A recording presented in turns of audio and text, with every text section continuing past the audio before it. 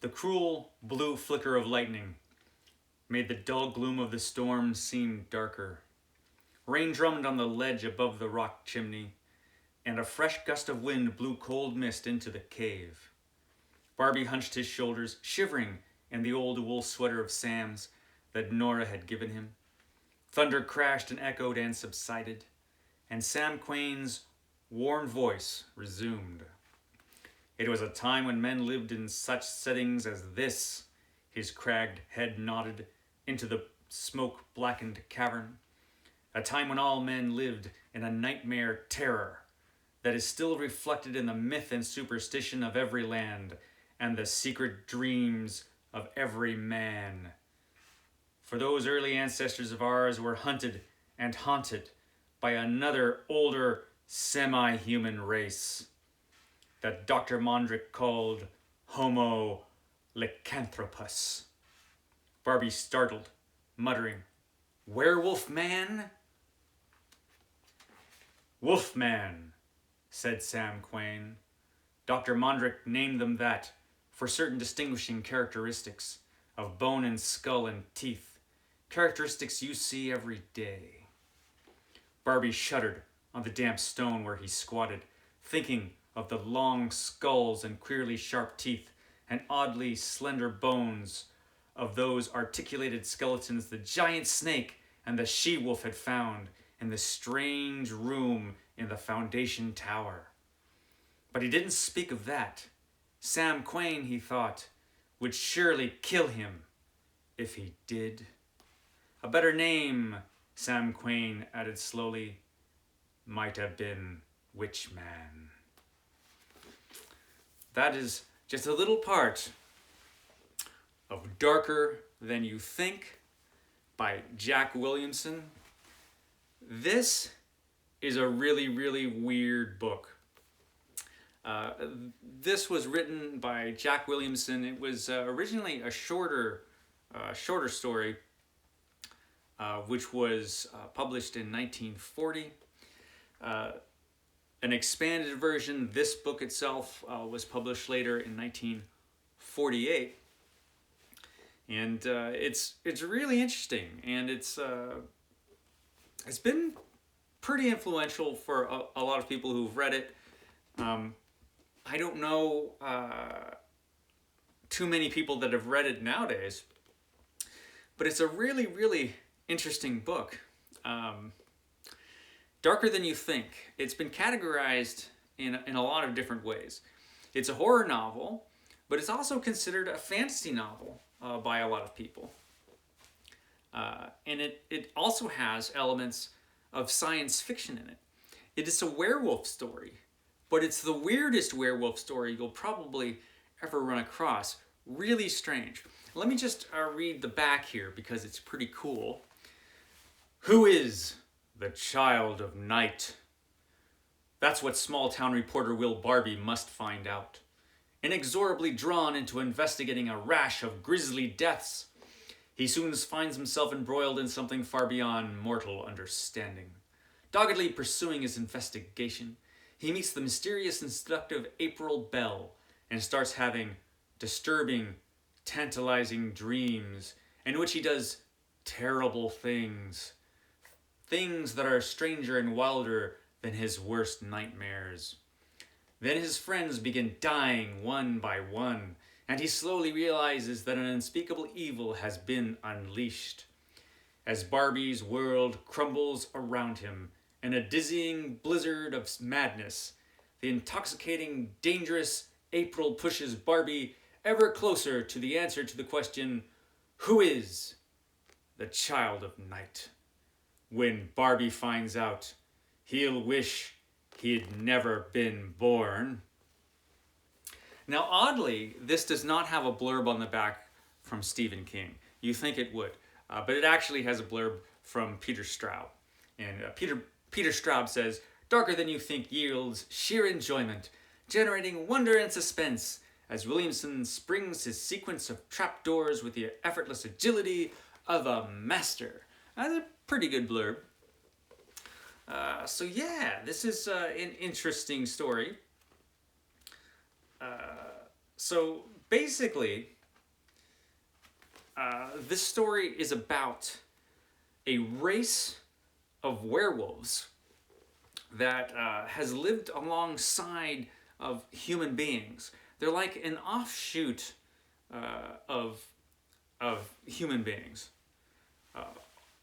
Homo lycanthropus is what Dr. Mondrick, an archaeologist, calls them. So Dr. Mondrick has discovered the existence of this secret race of werewolves, and he learns that this secret race of werewolves, which they're not just werewolves, they can turn themselves into all kinds of things.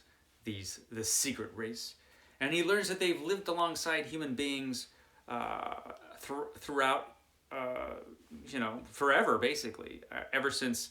They're just like an offshoot of evolution. And at one time in the distant past, this race of werewolves were in control, and they dominated the human race until the humans rebelled, or something along those lines happened. And the race is living in secret now, and they're just waiting the coming of the child of night, who will lead the werewolf race back to supremacy over human beings. Now, Dr. Mondrick wants to stop this, of course. So he has a group, a small group, to help him out, and he's going to try to prevent this from happening. Now, Will Barbie used to know this Mondrick guy years ago, but for some reason he wasn't allowed to be part of the group, so Will Barbie's a little bitter about that. He doesn't really know anything about the secret race of werewolves. And so he's just a reporter nowadays, and Dr. Mondrick's coming back from Mongolia with something, some artifact, and when he comes back, he mysteriously dies. Suddenly. Is it murder? And so Will Barbie gets all mixed up with this mysterious woman named April Bell. He finds out about the secret race of werewolves. I don't want to give too much of the plot away other than that, because it's crazy. This book is really, really kind of out there. It is a supernatural horror book that is also a fantasy that is also kind of science fiction. Jack Williamson wrote a lot of science fiction. Probably best known for the Legion books and for the Humanoids and a bunch of other stuff. A lot of people think that this was his best book.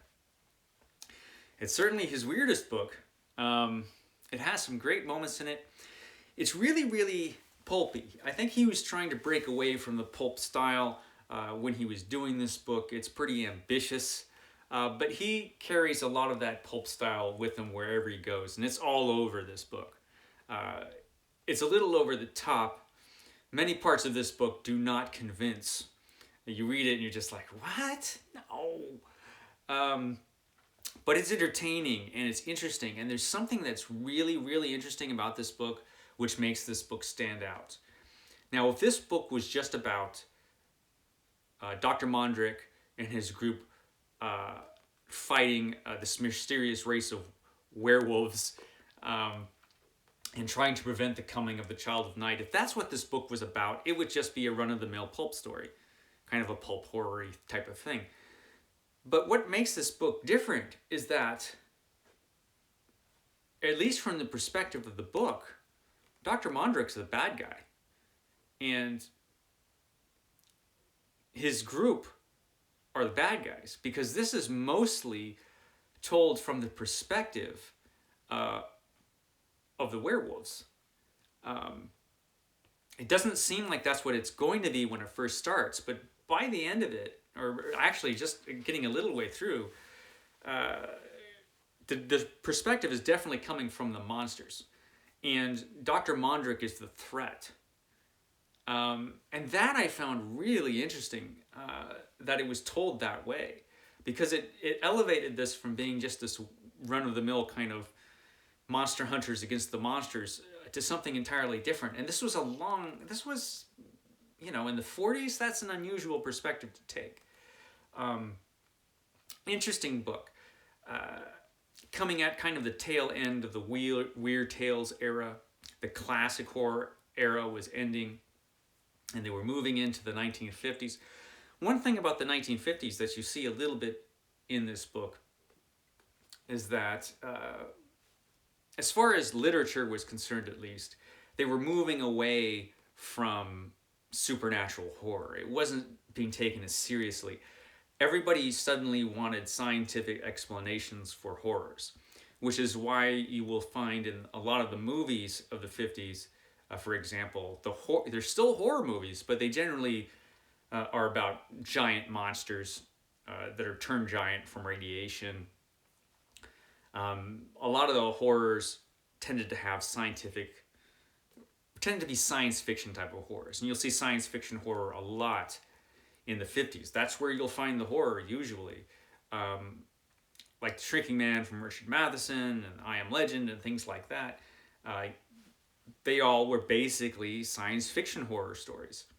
And this is a little bit like that, where it is fantasy, it is supernatural, but it's moving in a science fiction direction. It kind of has a science fiction spine to it. And you see that. I think the appetite for horror was still there in the 50s. You definitely see that a little later on. An interesting thing happened in the 50s where all the old monster movies from Universal started being broadcast on television.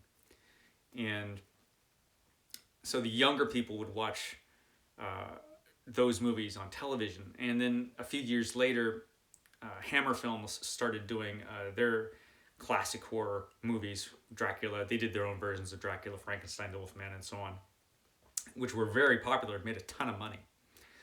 But horror literature didn't really go back to being supernatural for a while.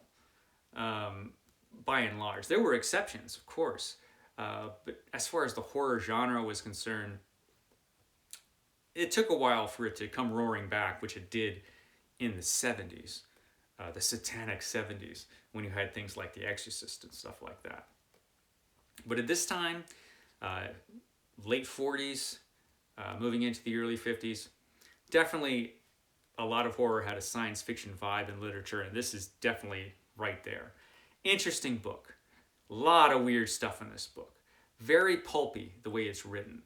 And a lot of it is a little... I'm not quite convinced by that. But still, kind of a fascinating read. It's pretty highly regarded, this book. I think certainly if you're interested in literature of this kind, horror literature, this is a good book to read. It kind of gives you an idea of where things stood in the late 40s, moving into the early 50s. And also, it's kind of unique in that it has a unique perspective from the monsters. From the monsters' perspective, basically. It's interesting. So this is your Supernatural Saturday for today. Darker Than You Think by Jack Williamson. I will catch you once again on Sunday when we do the Sunday Penguin, and I should be back at Stately Vaughan Manor at that time. Okay, guys, I will catch you then.